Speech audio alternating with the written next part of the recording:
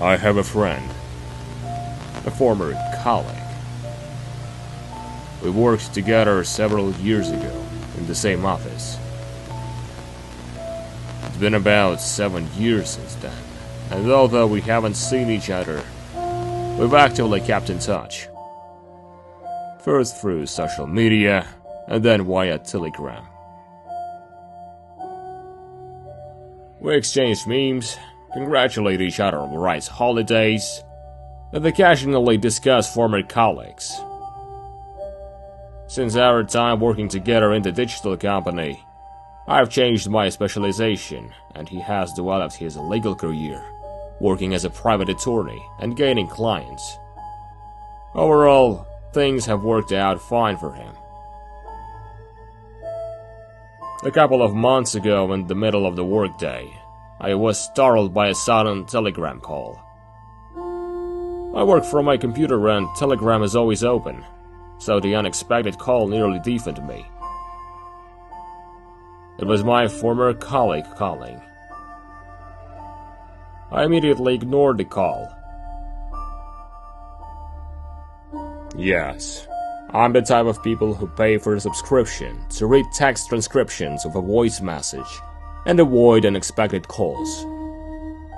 To me, it feels like a lack of respect to just call somebody without a warning.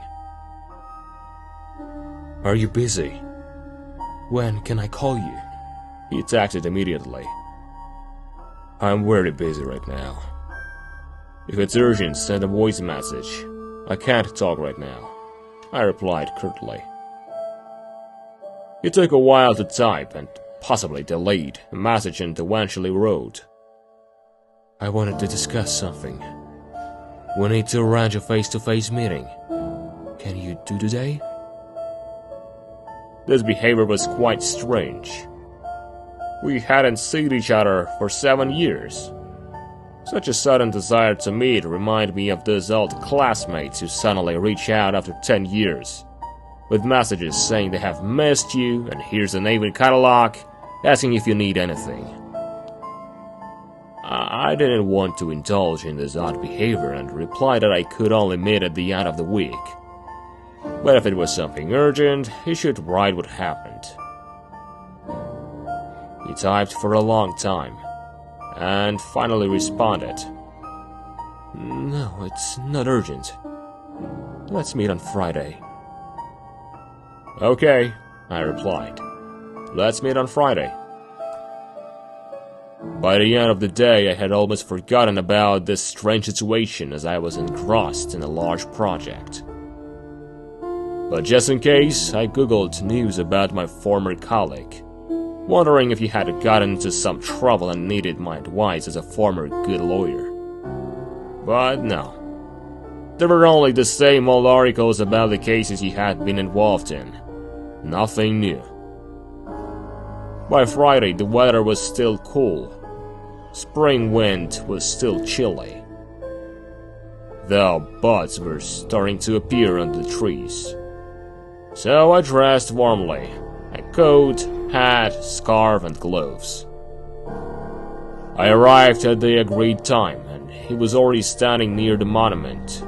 Still the same polished gentleman in a cropped coat, with a smooth-shaven face and perfectly styled hair, holding the same vintage-looking, round leather briefcase that fit his image.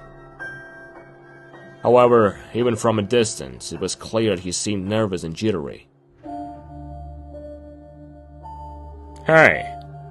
Hi. He brightened up, putting on a busy smile. Shall we go inside? It's chilly out here. I pointed to the nearest cafe, a place we often had lunch when we worked together. The place was busy with the lunch crowd, and the hostess greeted us and led us to the only available table. The waiter will be with you shortly, and I apologize we don't have menus available right now, but we will bring them to you soon. We thanked the hostess and sat down. So, what's the matter? He hesitated. His face flickered with micro-expressions. He furrowed his brow, smiled as if he couldn't decide which emotion was most appropriate, Then he opened the briefcase and took out something flat, wrapped in dark fabric, placing it on the table and sliding it towards me. Of course, I didn't touch it with my hands. I quickly put them under the table and put on the gloves I had removed a few minutes earlier. "Here," he said. "Here." And he slid the bundle towards me again. "What's this?" I could almost see him calculating the situation in his head, like it was a chess game, trying to decide the next move. "This is some nonsense." I stood up, intending to leave the table. "Wait!" He also stood up. I'll explain everything." He covered his face with his hands. "I'm sorry if I scared you. It's just..." He pointed to the bundle. "This." He quickly unwrapped it to reveal a very strange, murky, oval-shaped mirror, framed with a silver border that extended into a handle. "Here. This is it," he said with a kind of desperation, and placed it on the fabric that had previously wrapped the mirror. I still didn't want to look at it. I didn't want anything to do with these strange things, even with gloves on. "And?" "I need you to take it," he said with some desperation. "Me?" "Yes. You don't have a husband, no children. You're the only one who can."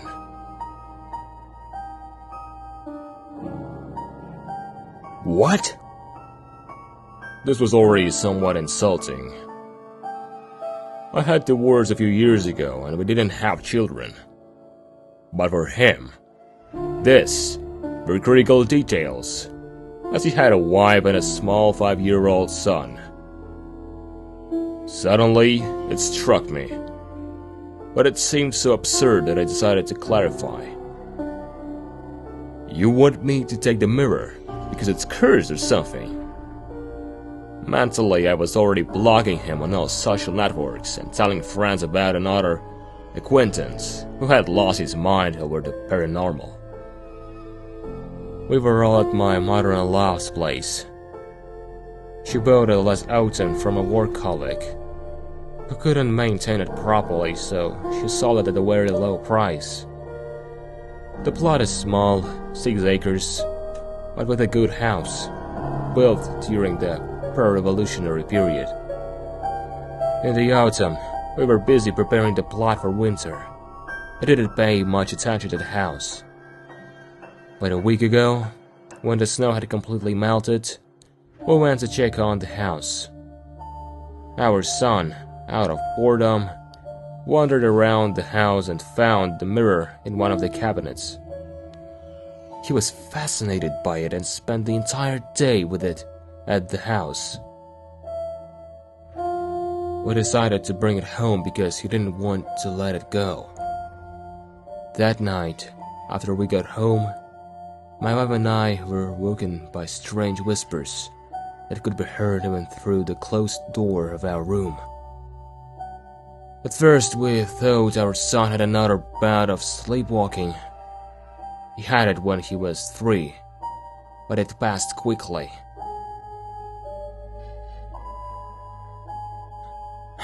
But he was just sitting in the corridor, lit by the soft light of the wall sconces, staring into the mirror and whispering something very strange.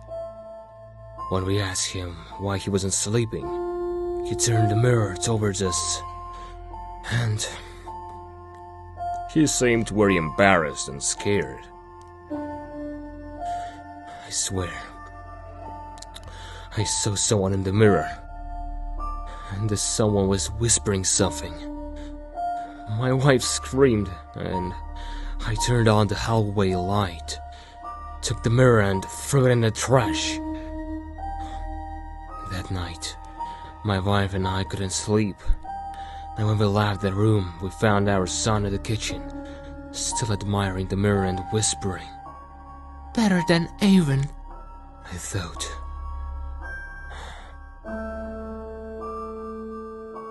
At first, we thought we were just scared, but our son refused to give up the mirror, started hissing, growling, and even beating us. But sometimes, he seemed to come to his senses and spoke in his usual, but very weak voice. "Mommy, it's the one in the reflection.